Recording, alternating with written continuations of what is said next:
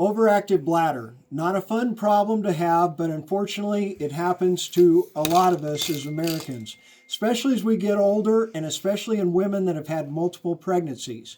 So what are the main treatments out there and the drawbacks and the good points about them? Well, first off, I've seen amitriptyline, which is a tricyclic antidepressant used to help dry things out. Its anticholinergic effects, which short terminology means it dries everything out.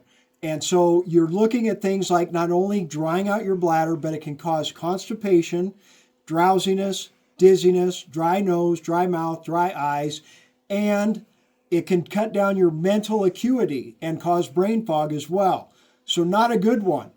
Oxybutynin, which is probably the main one out there that's used in both the regular and extended release. It is another anticholinergic. It works well, it's cheap. However, the side effects I just described are an issue, and it does cross the blood-brain barrier. So what can we do? Well, we have the generic Vesicare, solifenacin, which is 5 and 10 milligrams, and then the generic for Sanctura, which is trospium. I don't have a bottle here. It really isn't that popular. However, both of those have a very limited ability to cross the blood-brain barrier, so you don't get a lot of the mental problems of brain fog, decreased mental acuity, dizziness, and drowsiness with these two as you do the others. And with the trospium, remember to take it on an empty stomach for best absorption.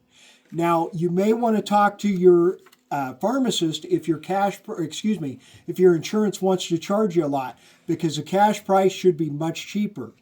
Then, of course, there is Myrbetriq, which is another good choice. However, there's a generic for it, but they both are on the pricey side yet, and most insurances will not cover it. If they do, they want you to use the brand name, which gives you a higher copay.